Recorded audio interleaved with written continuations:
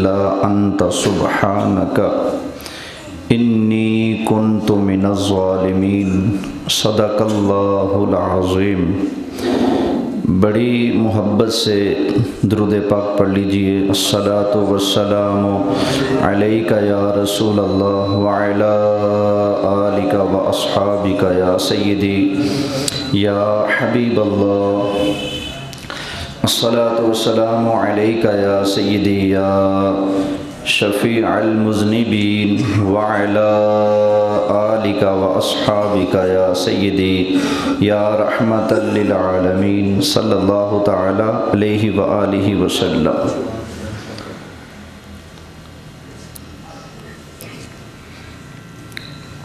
انتہائی قابل صد احترام حاضرین کرام، میرے دوستو، بزرگوں، آج کے اس خطبہ جمعۃ المبارک میں ایک فرمائشی موضوع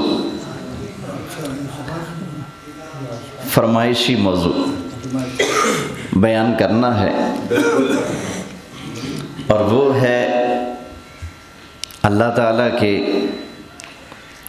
بہت ہی عظیم پیغمبر، عظیم رسول حضرت یونس علیہ السلام کا ذکر مبارک۔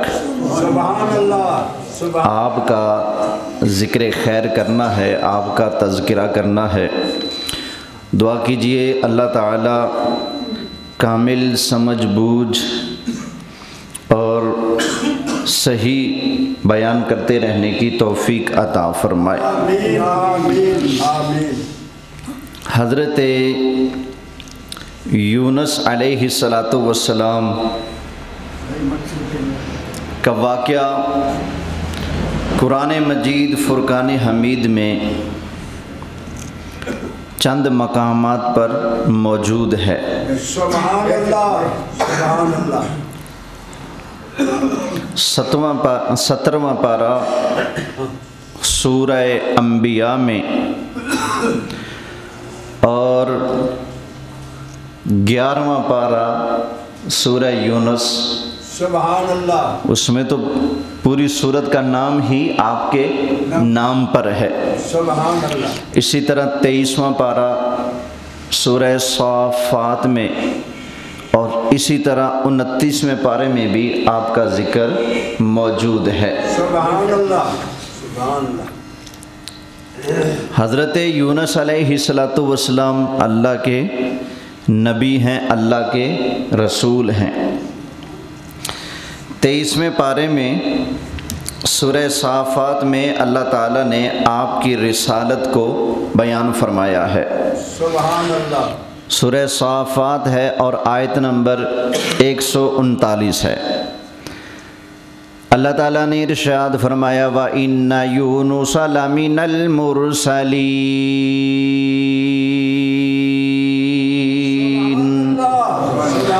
اور بے شک یونس علیہ السلام ضرور بالضرور اللہ کے رسولوں میں سے ہیں۔ سبحان اللہ۔ اِذْ أَبَقَ إِلَى الْفُلْكِ الْمَشْحُونِ،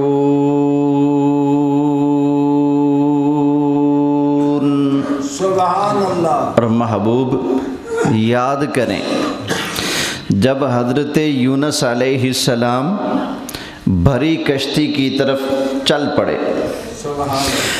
فَسَاهَمَ فَكَانَ مِنَ الْمُدْحَضِينَ،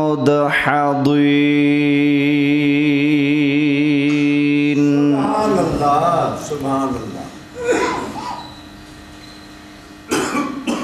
تو پھر کشتی میں جب گئے تو پھر آپ کو کشتی کے اندر سے پھر چھلانگ لگانی پڑی،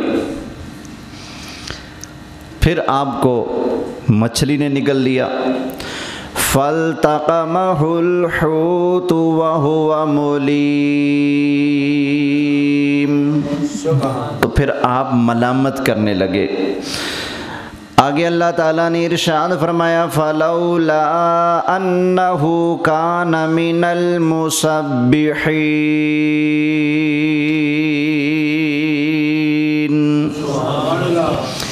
اگر وہ تسبیح کرنے والے نہ ہوتے، اگر وہ تسبیح کرنے والے نہ ہوتے تو کیا ہوتا؟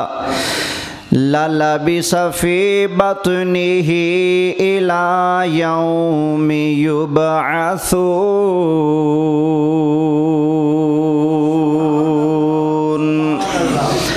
اللہ فرماتا ہے پھر ضرور بالضرور انہیں قیامت تک مچھلی کے پیٹ کے اندر ہی رہنا پڑتا، لیکن چونکہ وہ مچھلی کے پیٹ میں جا کر بھی اللہ اللہ کر رہے تھے اور مچھلی کے پیٹ میں جا کر بھی آپ نماز ادا کر رہے تھے اور اللہ کی تسبیح بیان کر رہے تھے، تو اس کی برکت سے اللہ تعالیٰ نے آپ کو مچھلی کے پیٹ سے آزادی بھی عطا فرما دی۔ فرمایا فَنَبَذْنَاهُ بِالْعَرَاءِ وَهُوَ سَقِيمٌ۔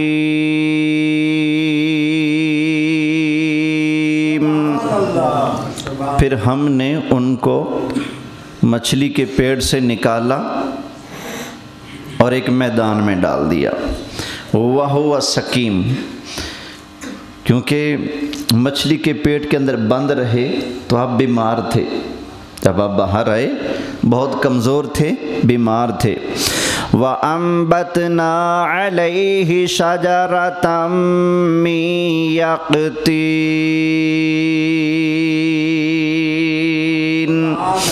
اور ہم نے یونس علیہ السلام کے اوپر ایک درخت اگا دیا کدو کا۔ کس کا درخت؟ کدو کا۔ کدو کی بیل ہوتی ہے، درخت ہوتا ہے؟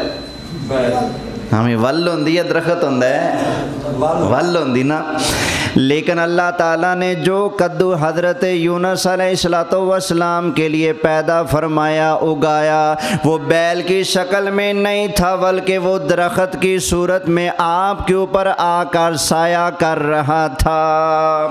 حضرت یونس علیہ السلام اس کے بڑے بڑے پتوں کے نیچے آرام فرماتے رہے، مکھیوں اور دوسری چیزوں سے بھی محفوظ رہے، اور اس درخت کدو کے پھلوں کو اللہ تعالیٰ نے آپ کے لیے خوراک بھی بنا دیا تھا۔ سبحان اللہ۔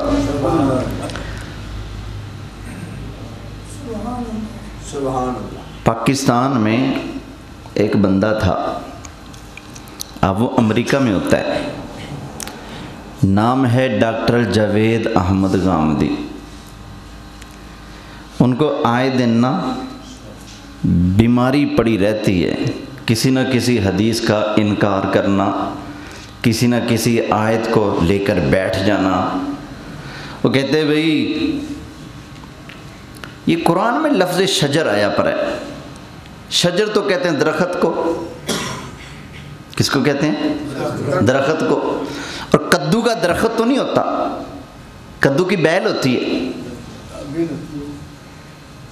بیل ہوتی ہے نا، ہاں سوری بیل ہوتی ہے، بیل تو دوسرا ہوتا ہے، کدو کی کیا ہوتی ہے؟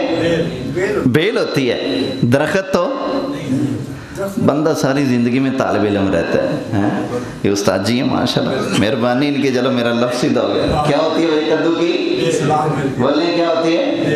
بیل ہوتی ہے بھائی کدو کی، تو درخت تو نہیں ہوتا نا۔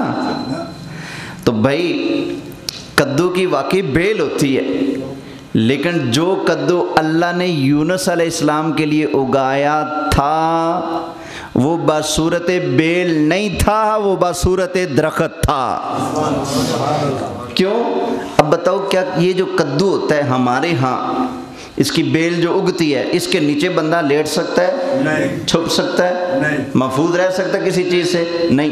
لیکن وہ والا کدو اللہ نے اگایا تھا کہ آپ اس کے پتوں کے نیچے آرام کرتے رہیں، صحت یاب ہو جائیں، تو وہ بصورت درخت تھا، بصورت بیل ولیے نہیں تھا۔ اب میرا سوال اتنا ہے، کیا اللہ تعالیٰ جو کدو کو بیل کی صورت دے سکتا ہے، وہ اللہ اس کو درخت کی صورت بھی دے سکتا ہے کہ نہیں؟ بات سادی سی ہے، اتنا سمجھ میں آ گیا تو معاملہ حل ہو جائے گا۔ اللہ تعالیٰ کی شان ہے انما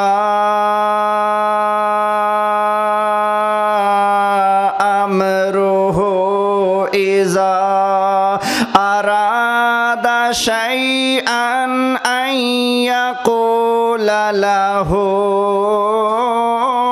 कुन फयकून।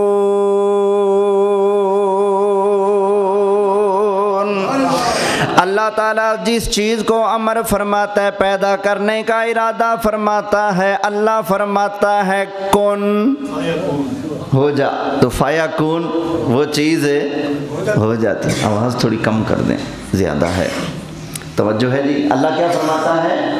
हो जा, कौन हो जा, तो वो चीज़ हो जाती है। अच्छा खैर, व अरसलनाहु इला मिअति अल्फिन औ यज़ीदून।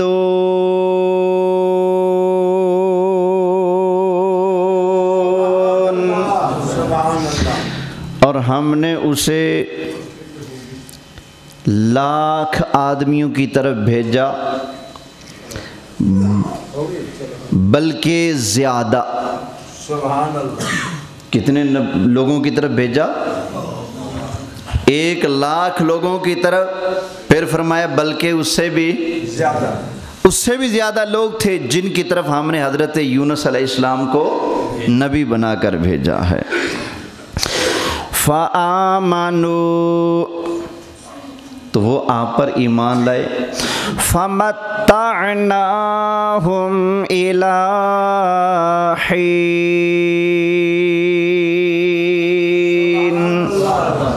तो जब वो आप पर ईमान ले आए तो अल्लाह ने उन्हें बरतने के लिए एक मुद्दत तक और ज़िंदगी अता फरमा दी। अच्छा जी, ये हज़रत यूनुस अलैहिस्सलातु वस्सलाम का तज़किरा सूरह साफ़ात के अंदर है, वो मैंने आपको पेश किया है। अब आपके वाक़या की जो तफसील है, जो तफसीरों की और हदीस की किताबों में और शरअ की किताबों में आई पड़ी है, तो वो वाक़या आपका ज़िक्र मुबारक तफसील के साथ मैं अर्ज़ करता हूँ।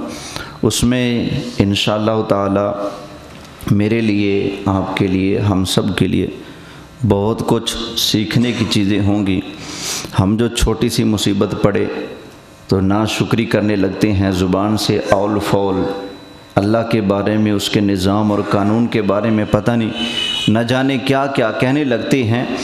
अब सुनिएगा, अल्लाह के प्यारे हैं हज़रत यूनुस अलैहिस्सलाम, और कितनी तकलीफ़ों और अज़ियतों का आपने सामना किया है। ज़रा सुनते जाइएगा, तवज्जो है जी, मोहब्बत से कहिए सुभान अल्लाह। अच्छा जी, हज़रत यूनुस अलैहिस्सलातु वस्सलाम, आपका जो इलाका था वो था फ़लस्तीन। बनी इसराइल के आप कौम में से हैं और फ़लस्तीन में आप रहते थे। जिस जगह पर आप उस जलवा फरमा थे, आपके अलावा और नबी भी ऐन उसी वक्त मौजूद थे। उनमें से एक नबी हैं हज़रत शाया अलैहिस्सलाम, और आप हैं हज़रत यूनुस अलैहिस्सलाम। और भी अंबिया थे उस दौर में, उसी इलाके में। और आपके ज़माने में जो फ़लस्तीन का बादशाह था, बड़ा नेक बादशाह था। हर मामले में अल्लाह के नबियों की फरमाबरदारी करने वाला और उनसे मशवरा लेकर मामलात को लेकर चलने वाला था। जब तक बादशाह नबियों की तालीमात को मशअले राह बनाते हैं, हमेशा गालिब रहते हैं। जब वो अपनी राह निकाल लेते हैं या फिर नबियों की राह छोड़कर काफिरों की राह पर चलते हैं, तो तब से उनका ज़वाल शुरू हो जाता है। तो समझ आएगी नहीं? ये देखें ना, इस्लाम के नबी करीम अलैहिस्सलाम के बाद सबसे पहले जो बादशाह हैं, खलीफा हैं, वो वक्त के आलिम भी हैं, कुरान के हाफिज़ भी हैं, मुहद्दिस भी हैं, मस्जिद के इमाम व ख़तीब भी हैं। नाम है हज़रत अबू बकर सिद्दीक़। मुसलमानों के बादशाह, खलीफा। दूसरे बादशाह हैं, खलीफा हैं, हाफिज़ हैं, आलिम हैं, और इतनी बारोब शख्सियत हैं जिनके साए से भी नबी पाक ने फरमाया शैतान दौड़ जाता है। मस्जिद के इमाम हैं, ख़तीब हैं, और सारी उम्मत की आप बादशाही भी फरमाते हैं। सुभान अल्लाह। یہ کہنا بالکل غلط ہے جی مولویوں کا سیاست سے کیا کام۔ اللہ کے بندو، نبی پاک علیہ السلام جن کے ہاتھ میں سیاست کا جھنڈا دے کر گئے ہیں وہ سب کے سب نبی کے صحابہ مسجد کے امام بھی تھے، مسجد کے خطیب بھی تھے۔ بلکہ آپ کو بتا دوں، جب تک سیاست مسجد کے اماموں، عالموں، حافظوں، خطیبوں کے پاس رہی، ہمیشہ مسلمانوں کا غلبہ رہا۔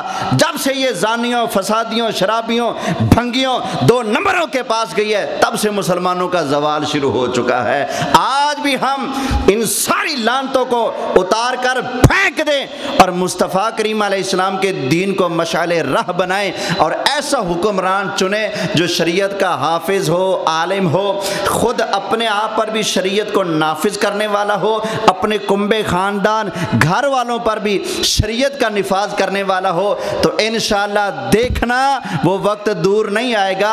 آج مسلمان فلسطین کا نام لیتے ڈرتے ہیں، اپنوں ہی پکڑ کے جیلوں میں ڈالتے ہیں، پھر یہ ہوگا کہ ڈریں گے، اوے خبردار پنگا نہ لینا، مسلمان ابھی زندہ ہیں۔ پھر وہ وقت ہوگا جب کسی دوسرے ملک میں، کسی قصبے میں کسی مسلمان بچی کی عزت کو اگر چادر کو کسی سنارے نے بہانے سے اتار دیا تو ہمارے سلطان صلاح الدین ایوبی فوج کا لشکر لے کر چڑھ دوڑے، بھئی وہاں کے ایک سنارے نے مسلمان بچی کو چھیڑا ہے، چلو جا کر ان کو تہس نہس کر کے رکھ دیتے ہیں۔ آج ہماری بچیاں ذبح ہو رہی ہیں، عزتیں لوٹی جا رہی ہیں، اور وہ کہہ رہی ہیں کہ ہے کوئی بچانے والا ہے۔ ڈاکٹر عافیہ صدیقی جیل میں ہے، اس کو بیچاری کو واش روم تب جانے دیا جاتا ہے، قرآن پاک نیچے رکھ دیتے ہیں، اس کے اوپر پاؤں رکھ کے گزر، پھر واش روم جائے گی، وگرنہ نہیں جا سکتے۔ یہ امریکہ جو انسانی حقوق کی بات کرتا ہے، یہ ڈاکٹر عافیہ صدیقی پر ابھی پاکستان کا پتہ نہیں جے ٹی وی یا پتہ نہیں جیو تھا، اس کی میں نے خبروں کا ایک کلپ سنا، اس بیچاری کے ساتھ انہوں نے درندوں والا سلوک کیا، کتوں کے ذریعے، جانوروں کے ذریعے ان کے ساتھ جنسی زیادتی ہو رہی ہے۔ یہ امریکہ انسانی حقوق کی بات کرے گا؟ توجہ ہے؟ اب بتائیں، اگر ہم نے اسلامی حکمران کو چنا ہوتا، اسلام نافذ ہوتا، تو بتائیے پھر ایسی مصیبتیں اور لعنتیں دیکھ کر کوئی چپ رہتا؟ بتائیے نہیں۔ یہاں تو آپ بول کر دیکھیں، شام کو آپ کی بولتی نہ بند ہو جائے تو کہیے گا۔ آپ ایک جلوس نکالیں ملتان جا کر چوک مارا اور کہیں جی فلسطین زندہ باد، اسرائیل مردہ آباد، شام تک آپ خود مردہ آباد ہو جائیں گے۔ بالکل۔ دعا فرمائے اللہ ہمیں غیرت مند حکمران عطا فرمائے۔ اے مسیتاں تے نمازاں ہوندیاں نے، اے کیڑیاں گلاں شروع کر دیتی ہیں۔ بخاری شریف اٹھاؤ، نبی پاک علیہ السلام نے فرمایا بنی اسرائیل میں سیاست اللہ کے نبی کیا کرتے تھے، میں اللہ کا آخری نبی ہوں، میرے بعد کوئی نبی تو نہیں، پھر سیاست کون کرے گا؟ نبی پاک نے فرمایا میرے بعد خلیفہ ہوں گے، علماء ہوں گے، وہ سیاست کریں گے۔ یہ بخاری شریف کی حدیث ہے، توجہ ہے؟ سبحان اللہ، سبحان اللہ۔ میں نے تو زندگی میں ایسے 2-3 ہی سیاست دان دیکھے ہیں جو قرآن کے حافظ ہیں، وگرنہ قل هو اللہ احد اللہ الصمد لم یلد لم یولد ہیں۔ وہ چیلنج کر کے کہہ رہا ہے جی میں آج تو میں قل هو اللہ پڑھ کے سنا دوں گا، جو مجھے کہتے ہو قرآن پڑھنا نہیں آتا۔ بیچارہ جس دن یاد کر کے اس دن بھی پڑھنی نہیں آئی۔ کاش ایسا ہو کہ شریعت کے عالم ہوں، قرآن کے حافظ ہوں، وہ الیکشن لڑیں۔ ہمارے پاس ایسا نظام آ جائے، ہر جگہ حافظ عبدالستار حافظ قرآن ہو، اس طرح کے بندے میدان میں آنے چاہیے، وہ دین کے لیے کھڑے ہوں تو سمجھ آتی ہے، وگرنہ بھائی دھاندلی دھاندلی۔ توجہ ہے؟ سبحان اللہ کہہ لیجئے اونچی آواز سے۔ خیر، حضرت یونس علیہ السلام کے دور میں بادشاہ کا نام کیا تھا؟ حزقیہ۔ کیا نام ہے؟ حزقیہ۔ اللہ کے نبیوں سے ہر معاملے میں مشورہ لیتا تھا۔ اچھا خیر، فلسطین سے شام کی طرف ایک علاقہ ہے موصل اور نینوا، یہ دو علاقے ہیں قریب قریب۔ وہاں کا ایک بادشاہ تھا، اس نے فلسطین پر حملہ کیا اور بنی اسرائیل کے بہت سارے نوجوانوں کو، عورتوں کو قیدی بنا کر وہ اپنے ساتھ لے گیا۔ جب انہوں نے بادشاہ نے یہ ظلم کیا تو حزقیہ بادشاہ حضرت عیسیٰ علیہ السلام کے پاس آیا، کہنے لگا جی آپ اللہ کے نبی ہیں اور جو باقی نبی ہیں وہ سب آپ کی اطاعت میں نبی ہیں، وہ آپ کی اطاعت کرتے ہیں، تو آپ مہربانی کریں، لڑنے سے یہ مسئلہ حل نہیں ہوگا، آپ کسی پیغمبر کا انتخاب کر کے اس بادشاہ اور اس کی قوم کے پاس بھیج دیں، نینوا والوں کے پاس، موصل والوں کے پاس بھیج دیں، وہ جا کر ان کو اللہ کا خوف دلائیں گے، ڈر سنائیں گے، ہو سکتا ہے ان کی محنت اور کاوش کی وجہ سے ان کو ہدایت نصیب ہو جائے اور وہ لوگ ظلم و ستم سے باز آ جائیں اور ہمارے قیدیوں کو آزاد کر دیں۔ تو بادشاہ کی بات سنی حضرت عیسیٰ علیہ السلام نے، تو فرمایا ٹھیک ہے۔ تو آپ نے فرمایا ایسا کرو، یونس بن متع اللہ کے پیغمبر ہیں، بڑی شان والے ہیں، بڑے عبادت گزار ہیں، ان کے پاس چلے جائیں، میرا نام لے دیں اور ان سے کہیں جی آپ نینوا اور موصل کے علاقے میں لوگوں کو سمجھانے اور ان کے بادشاہ کے پاس آپ تبلیغ کے لیے تشریف لے جائیں۔ تو وہ جو حزقیہ بادشاہ تھا وہ آ گیا حضرت یونس علیہ السلام کے پاس، کہتا جی آپ مہربانی کریں، آپ کو معاملہ سارا پتہ ہے تو آپ تشریف لے جائیں۔ فرمایا بتاؤ کیا اللہ نے وحی فرمائی ہے کہ میں جاؤں؟ کہا جی نہیں، تو پھر میں کیوں جاؤں؟ کہا جی آپ مناسب ہیں، آپ بہتر ہیں، تو آپ کی ضرورت ہے ہمیں، آپ تشریف لے جائیں تو آپ ان لوگوں کو سمجھائیں، آپ کے کہنے کی وجہ سے ہو سکتا ہے معاملہ سلجھ جائے۔ خیر حضرت یونس علیہ السلام نے حزقیہ بادشاہ کی بات کو مان لیا اور اس قوم والوں کے پاس چلے گئے۔ جا کر آپ نے ان کے بادشاہ کے پاس سیدھا ڈائریکٹ جا کر اس کے پاس ملاقات کی اور فرمایا دیکھو میں ہوں اللہ کا نبی، اللہ کا درویش بندہ ہوں، میں تمہیں سمجھانے آیا ہوں، یہ جو تم نے کیا ہے ظلم ستم یہ درست نہیں ہے، بعض آ جو ظلم سے مرنا ہے، اللہ کی بارگاہ میں جا کر جواب دینا ہے، تو میں تمہیں ایک تو یہ کہتا ہوں کہ ہماری قوم کے جو نوجوان مرد عورت تم نے پکڑ لیے ہیں ان کو آزاد کر دو، اور دوسری یہ کہ اللہ پر ایمان لاؤ، تم ہو بادشاہ، باقی رعایا ہے ساری کی ساری تمہارے تابع، اگر تم بندے کے پتر بن جاؤ گے نا تو یہ بھی بندے کے پتر بن جاؤ گے، اگر تم ایسے ہی کافر اور بے ایمان رہو گے تو یہ بھی تمہارے پیچھے لا کر ویسے ہی بے ایمان اور کافر رہیں گے، کفر بھریں گے، ان کا وبال وہ خود جھیلیں گے، لیکن اس کا ساری قوم کا وبال کیونکہ تو بادشاہ ہے وہ تیری رعایا ہے، تیرے اوپر بھی ان کا وبال آئے گا، لہذا تو سیدھا ہو جا، تجھے دیکھ کر تیری قوم بھی سیدھی ہو جائے گی۔ بادشاہ کو حضرت یونس علیہ السلام نے بڑا سمجھایا لیکن بادشاہ باز نہ آیا۔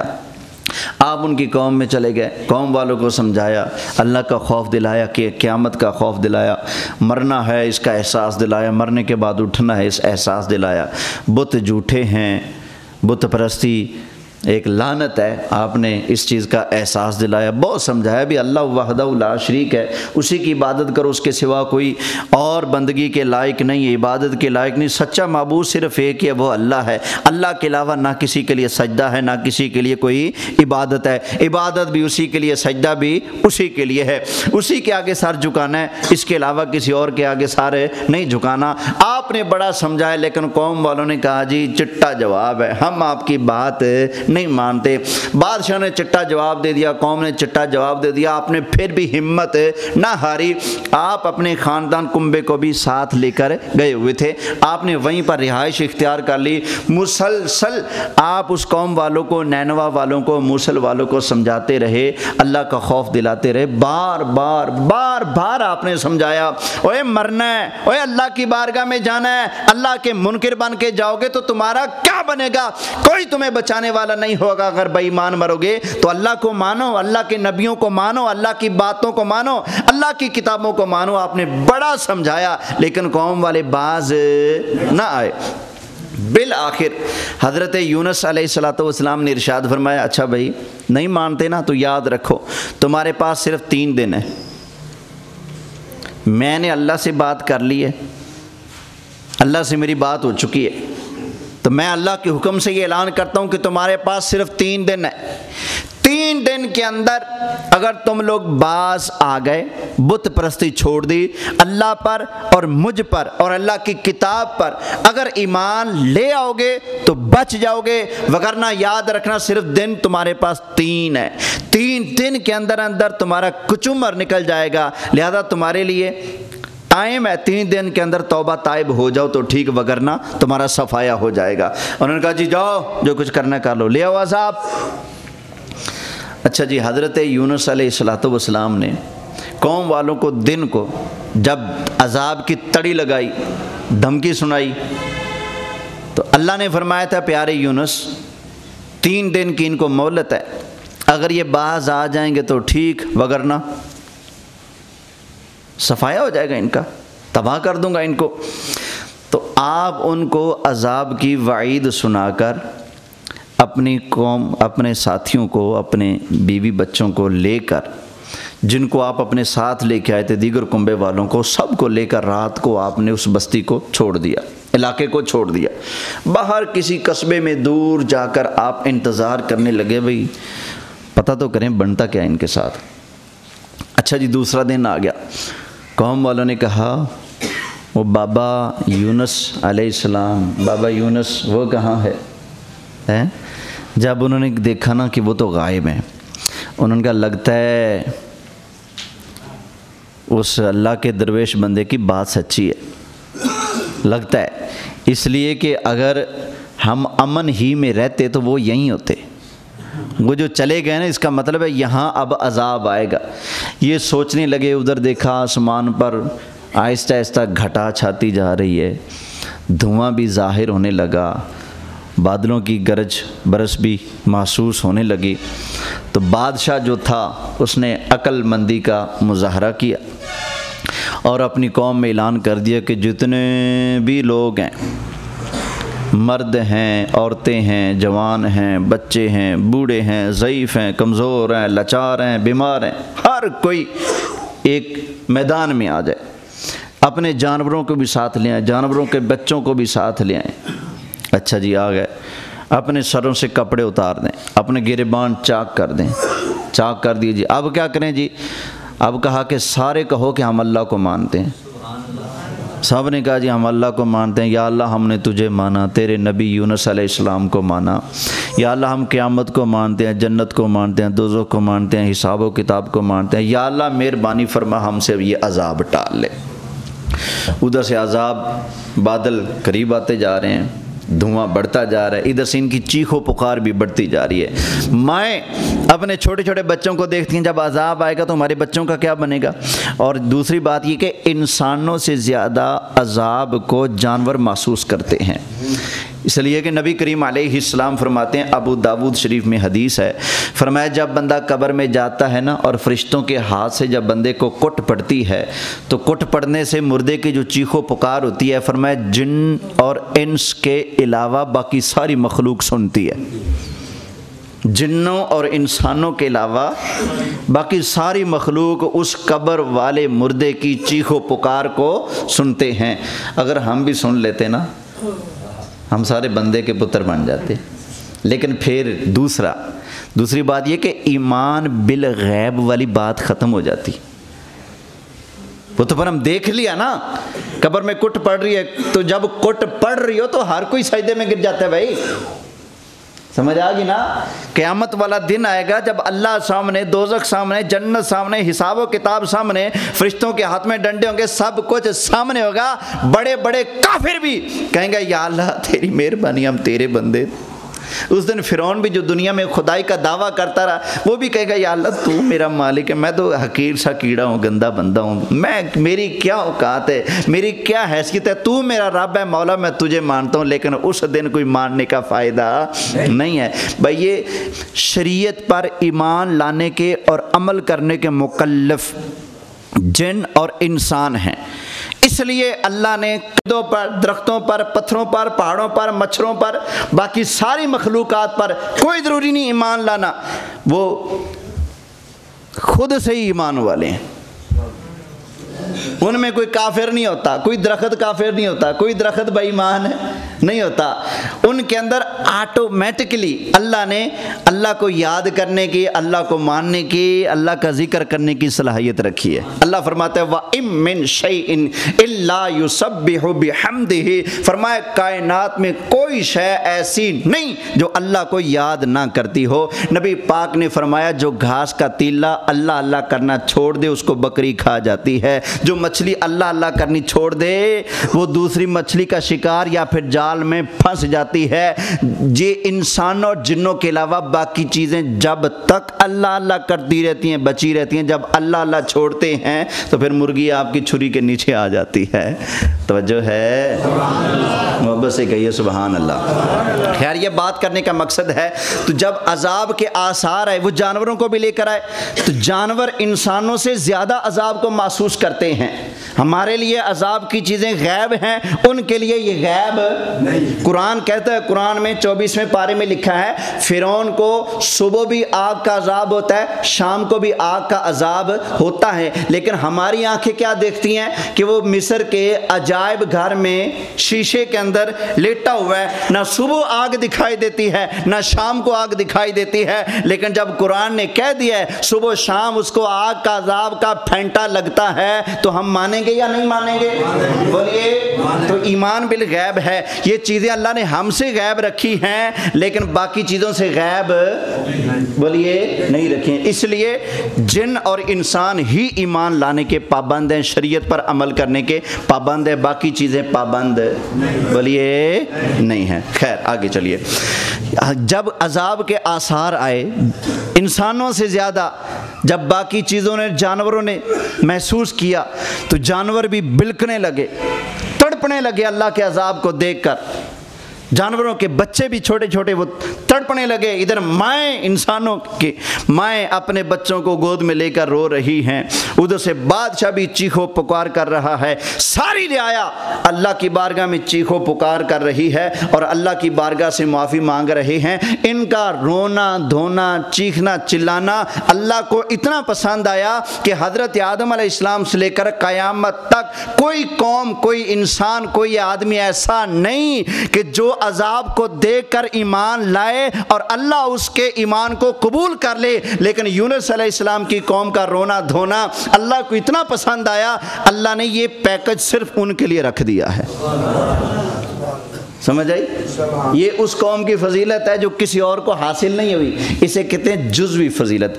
کلی فضیلت امت مصطفیٰ کی ہے لیکن یہ ایک ان کو جزوی فضیلت ہے۔ اس امت محمدیہ کے اندر اگر کسی کے اوپر اس کے کفر کی وجہ سے، شرک کی وجہ سے عذاب ٹوٹ پڑے تو تب وہ کہے گا یا اللہ میری توبہ، نہیں اب توبہ نہیں۔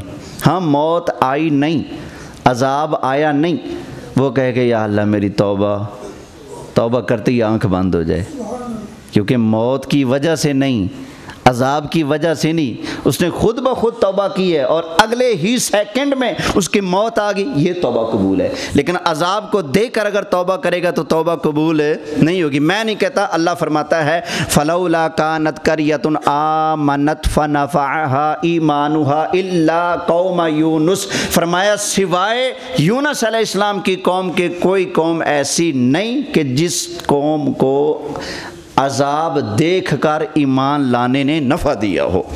صرف ایک ہی قوم ہے، کون سی؟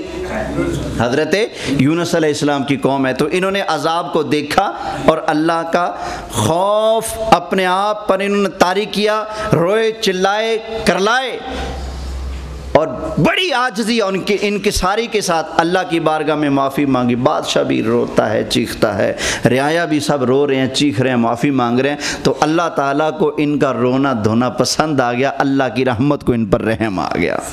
اور ویسے بھی اللہ نے فرمایا تھا اگر یہ 3 دن کے اندر اندر بندے بن جائیں گے تو عذاب ٹل جائے گا، وگرنہ ان کے اوپر عذاب آ جائے گا۔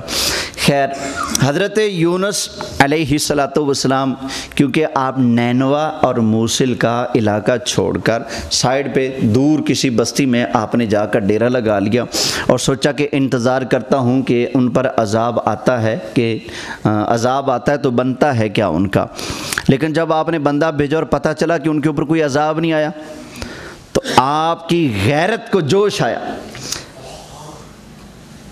آپ جلالت اور غیرت ایمانی، اور ایک کفر تھا نا قوم کا، پہلے کفر پر تھی، آپ نے بڑا سمجھایا نہیں سمجھ رہے تھے، تو کفر کے خلاف جو آپ کی غیرت ایمانی تھی اس کو جوش آیا، اور اتنا آپ کی غیرت ایمانی کو جوش آیا کہ آپ اس کو سنبھال نہ سکے. آپ قوم والوں پر ناراضگی اختیار کر کے وہاں سے روانہ ہو گئے اور فیصلہ کیا کہ میں نے ان کے پاس واپس دوبارہ نہیں جانا. تو آپ ایک غیرت تھی بھی، اللہ کو مانتے نہیں تھے، اللہ کے نبی کی بات کو مانتے نہیں تھے، اور میں کہہ آیا تھا کہ تمہارے اوپر عذاب آ جائے گا. اور دوسری ایک بات جو تھی جس کی وجہ سے آپ قوم کی طرف واپس نہیں گئے، قوم میں ایک رواج تھا کہ جو بندہ جھوٹ بولتا تھا اور اس کا جھوٹ پکڑا جاتا تھا اس کو قتل کر دیتے تھے. جس کا جھوٹ پکڑا جاتا تھا اس کو قتل کر دیتے تھے. تو آپ کے گمان میں کہ یہ چیز بھی آئی کہ میں تو کہہ کے آیا تھا کہ عذاب آ جائے گا، اگر میں واپس گیا تو یہ کہیں گے جی آپ نے کہا تھا عذاب آئے گا، عذاب آ رہی تھی، آئے کوئی نہیں، تو آپ نے تو جھوٹ بولا تھا، لہذا وہ کہیں مجھے قتل نہ کر دیں. یہ چیز بھی آپ کے ذہن میں آئی. بہرحال باتیں جو بھی ذہن میں آئی، ہونا تو وہی تھا نا جو اللہ کو منظور تھا. ہیں اللہ نے لاکھ فرمایا آدم دانا نہیں کھانا ہے، لیکن حضرت آدم علیہ السلام نے وہ کھایا کہ نہیں؟ بولیے کس کے حکم سے؟ روکا بھی اسی نے، کھلایا بھی، پھر صفائی بھی وہ خود دیتا ہے.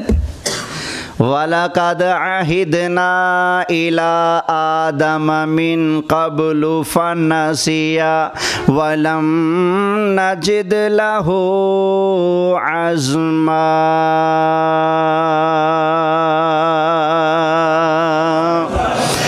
ہم نے آدم علیہ السلام سے ایک وعدہ لیا تھا، اے آدم پیارے جنت ساری تمہارے پاس ہے، جو مرضی کھاتے رہنا لیکن یہ نہ کھانا.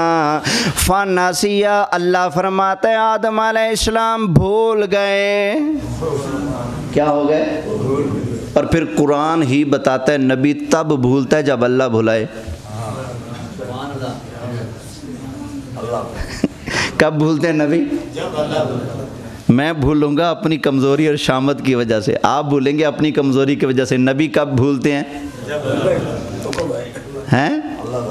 سورہ اعلیٰ 30واں پارہ اللہ تعالیٰ نے ارشاد فرمایا سَنُقْرِئُكَ فَلَا تَنْسَى إِلَّا مَا شَاءَ اللَّهُ. سونیا اساں تانوں پڑھاواں گے، جدوں اساں تانوں پڑھاواں گے سونیا پھر تو بھولے گا نہیں. الا ما شاء اللہ، سونیا ادو بھول جائے گا جدوں رب چاہے گا. حدیث شریف بھی سن لو، نبی پاک علیہ السلام نے 4 رکعتاں دی نیت کی تھی، 2 تے سلام پھیرتا. صحابہ نے پوچھا آقا نماز چھوٹی ہو گئی ہے؟ آقا سیرت الصلاۃ، کیا نماز چھوٹی ہو گئی ہے؟ ام نسیتا، یا بھول گئے ہو؟ آئے ہائے سرکار نے فرمایا وغیرہ ذالک، اتنا رب نے بلایا سرکار نو بولنا بھی یاد نہیں سی. رب دے دیدار ملاقات مشاہدے وچ سرکار اتنے مصروف سن، توجہ ہی نہیں کہ نماز دیاں رکعتاں گنیاں پڑھائیاں نے. وہ بھولنا کوئی ساڑھے ورگا تھوڑے سی. نبی کریم علیہ السلام کو لو پوچھا گیا یا رسول اللہ تسی بھول گئے؟ اللہ دے محبوب علیہ السلام نے ارشاد فرمایا انی لانسا او انسا لاسنہ، فرمایا میرے صحابہ میں بھولدا نہیں، مینوں میرا رب بھلا دیندا تاکہ تواڈے واسطے سنت بن جائے. کیوں رب بھلاتا ہے؟ تاکہ تمہارے لیے، حافظ غلام یاسین صاحب فرماتے ہیں کبھی سرائکی بھی سنائیں. سائیں سرائکی تو میں کوئی اتنی آمدی کہہ نہیں، پنجابی تو تھوڑی سنا دی تھی، اللہ قبول فرمائے. اگلا واقعہ حضرت یونس علیہ السلام کا انشاءاللہ تعالی جو باقی ہے وہ اگلے جمعہ عرض کروں گا. وما علیہ الا البلاغ المبین.